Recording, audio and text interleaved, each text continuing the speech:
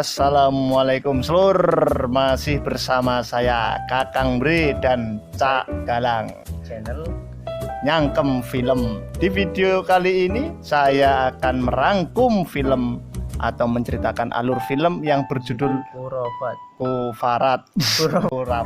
Film ini adalah film Malaysia yang bergenre horor, dirilis pada tahun 2011. Film ini yang disutradarai oleh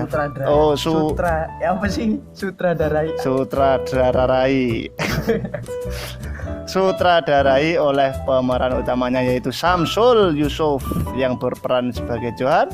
Di film ini menceritakan kehidupan Johan yang dihantui kekurafatan di masa lalu.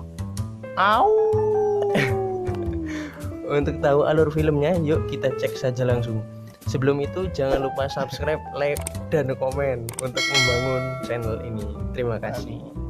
Jangan lupa beli semen dan pasir watu. Awal cerita diperlihatkan peran utama yaitu Johan yang sedang sholat bersama keluarganya. Nah, Johan ini adalah anak rantau yang baru saja pulang ke kampung halaman untuk menengok ibunya dan menikah dengan gadis yang bernama Aisyah. Wow, Aisyah kayak jeneng mamaku ya. Setelah itu ibunya nyuruh Johan bertemu dengan Pak Imam untuk mendengar tausiah di masjid. Setelah pulang dari masjid, sandal si Johan pun hilang. Gak enak skripsinya Mbak Kakang Bre. Langsung Pak Imam dan Johan yang sedang berjalan pulang, mereka mendengar kabar bahwa ada salah satu warga desa yang kerasukan setan. Setan ini apa? Pak Imam dan Johan langsung bergegas ke sana. Naiki motor butut. Jalan kaki, Mbak. Jalan kaki. Wong biyen kok. Orang dulu tidak ada motor. Pak Imam pun meruqyah orang tersebut hingga meninggal dunia. Aku akan kekal bersama dia selama-lamanya. Wallahul ladzi la. Setelah itu Pak Imam melihat di bawah rumah yang menemukan sesuatu seperti jimat yang terkubur di dalam tanah. Wow, apakah itu? Dan Pak Imam pun berkata bahwa itu pekerjaan khurafat, yaitu perjanjian dengan syaitan. Nauzubillah. Pak Imam menyuruh Johan untuk pulang karena besok hari akan berangkat ke Kuala Lumpur. Wow, berlibur nih. Udah emang kamu kerja nang kono. Oh, malah kerja. Aduh, mulai kerja. Kan balik ke kampung. Johan mengajak maknya pergi bersama. Kok maknya? Ibunya itulah. Johan mengajak. Akhirnya masih ada emak. Oh iya, salah. Johan mengajak maknya pergi bersama dengan istrinya ke Kuala Lumpur, tetapi maknya Johan pun menolak lah, diajak numpak motor, jalan mobil. Nah. Mobil jane dekin duwe. Oh. Punya dia nih sebenarnya. Cuman nggak mau repotin anaknya. Oh no, ceritanya. Singkat cerita, esok harinya Johan sudah di kota. Ternyata Johan bekerja sebagai di rumah sakit sebagai dokter. Wah, kaya raya sebenarnya Johan, tapi kok nggak pakai mobil? Mobil lah, Mbak. Oh, mobil ya, mau mobil ya? Dokter santet. Bukan. Nggak ada dokter santet ya. Forensik. Apa sih kayak? Bola pokoknya dokter, Mas. Dokter lah. Scene selanjutnya. Johan didatangi gadis bernama Zura yang memberitahu bahwa mantannya yang bernama Ana yang gak bisa move on dari Johan. Masalah cinta ya. Kesandung masa lalu tenan ini. Berat guys. Berat. Dan memberitahu ke Zura bahwa Johan sudah punya istri. Ya ampun, bayang no rek. Yeah. Setelah itu ia berada di kamar mayat. Ia merasa bahwa ada yang mengganggunya. Setelah itu ia dikejutkan makcik yang memberi makanan apa itu ya. Setelah itu ada teman Johan yang bernama Rosman mengajak makan siang Johan bersama. Waduh, restoran ini enak lah, nggak kayak di sini warteg. Utang lagi. Kan Aduh, kompak. Utang. parah. Ngepun. Gorengan 5 dihitung 3 itu.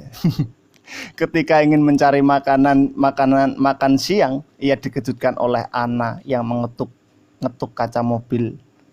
Ya, kaca mobil yang ingin berbicara pada Johan.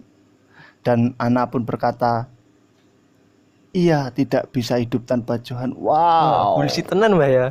Wow. Amazing. Fantastis. Dan tidak bisa melupakannya. Waduh. Masa lalu. Tetapi biarlah masa lalu tetap masa lalu.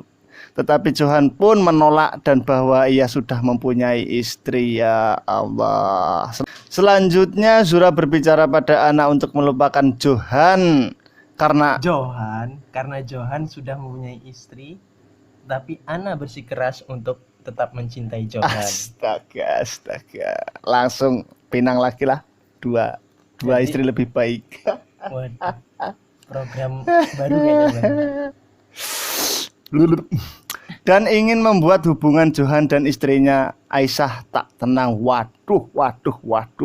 Gawat ini.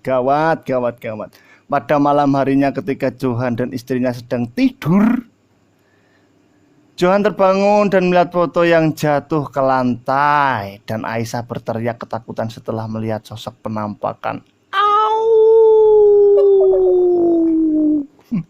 Tak lama itu ada yang memanggil nama Johan. Dan ternyata itu Anna yang bertamu dan memberitahu Johan dan istrinya Anna tidak bisa hidup tanpanya, dan Anna memberitahu Aisyah karena Anna mencintai Johan. Johan pun menampar Anna. Aduh. Zura. Kosok nampar koplok ini nampar opo. Zura dan Anna pun pulang. Pulang Dengan tangan kosong. dengan tangan hampa. Sign selanjutnya Wih. diperlihatkan Johan yang berada di rumah sakit selalu saja dihantui bayang-bayang.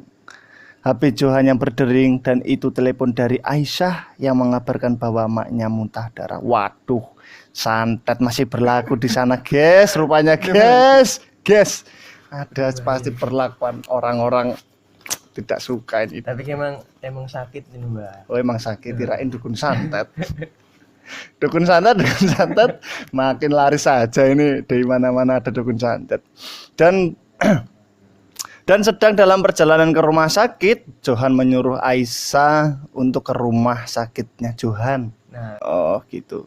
Setelah itu Johan menyuruh Aisyah untuk pulang.